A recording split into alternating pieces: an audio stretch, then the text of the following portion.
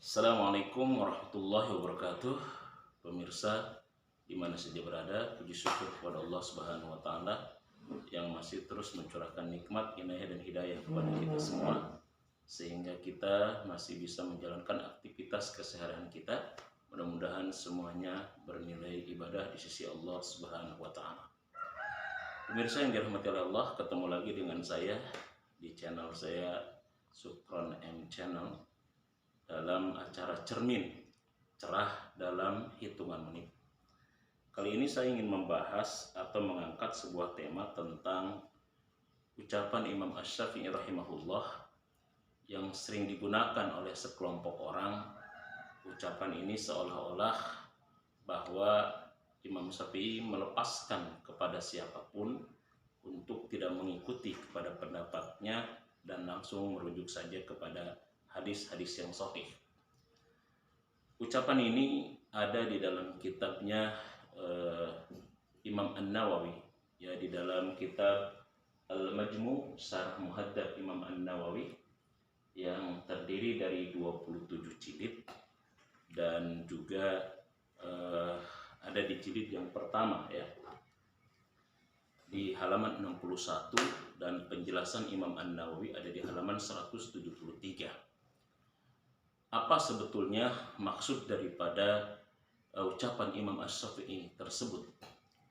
Kita tidak bisa memahami ucapan seseorang dengan utuh sebelum kita mengetahui tentang latar belakangnya. Kenapa itu diucapkan, dan dalam kondisi apa, dan kepada siapa itu diucapkan. Kalau dalam bahasa hadis ada namanya asbabul wurud, sebab-sebab hadis itu dikeluarkan dan diucapkan oleh Nabi. Kalau dalam bahasa Quran namanya ada asbabun nuzul.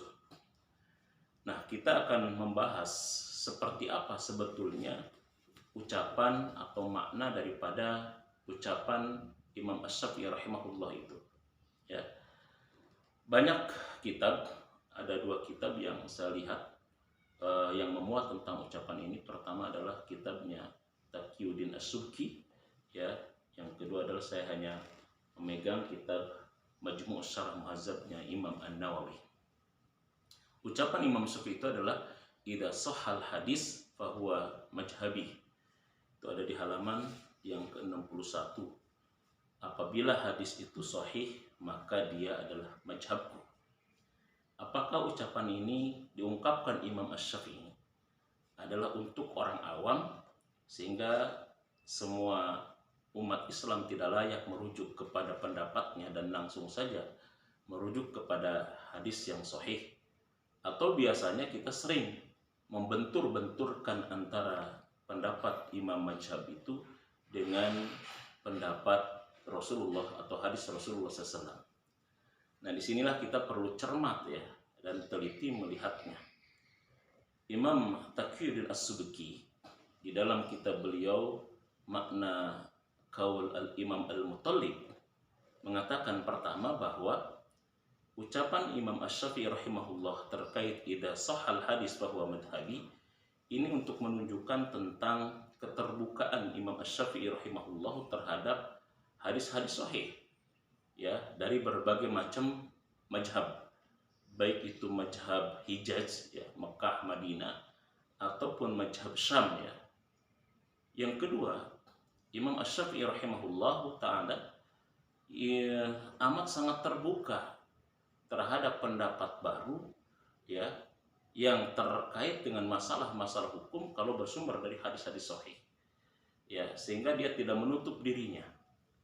Dan yang ketiga, kata Imam Taqiyuddin As-Subki, bahwa hal ini diungkapkan oleh Imam Asy-Syafi'i rahimahullah kepada murid-muridnya yang memiliki capaian tingkatan mujtahid mazhab, sehingga tidak sembarang kepada orang. Begitupun apa yang dikatakan oleh Imam An-Nawawi rahimahullah, ya, di dalam kitab beliau Majmu' Syarah Muhadzab, ya, jilid yang pertama di halaman 173. Ya, ini ada 2 versi, ya. Saya baca versi yang di dalam cetakan Darul Kutub Ilmiah. Berkata Imam An-Nawawi, innama hadza fi man lahu rutbatul ijtihadi fil majhab. Jadi ucapan Imam Asy-Syafi'i rahimahullah ini terkait dengan idza sahal hadis bahwa mazhabi adalah fi man lahu rutbatul ijtihad fil mazhab. Dia adalah untuk orang-orang yang memiliki derajat ijtihad, mujtahid di dalam masalah mazhab. Jadi kata ulama mujtahid itu ada 3. Ada mujtahid mutlak, ya, ada juga mujtahid mazhab, ada mujtahid masalah. Ya, mujtahid mutlak inilah para imam mazhab yang 4 yang kita akui sampai saat ini. Ya, ada mujtahid mazhab, dan kita sudah pahamlah tentang bagaimana ketatnya para ulama menentukan syarat-syarat seorang mujtahid. Ya, dia baik syarat akhlak, adabnya, imannya yang kokoh, ya, keilmuannya yang rosih, yang dalam. Dia menguasai bahasa Arab dan seluruh seluk-beluknya terkait dengan bahasa Arab. Ya, baik itu nahwu, baik itu sorof, baik itu balaghah seperti bayan, badi, dan juga ma'ani maupun mantik, ya, dan juga bahasa Arab yang lainnya. Yang kedua, dia mengetahui tentang dan memahami tentang ilmu usul fikih.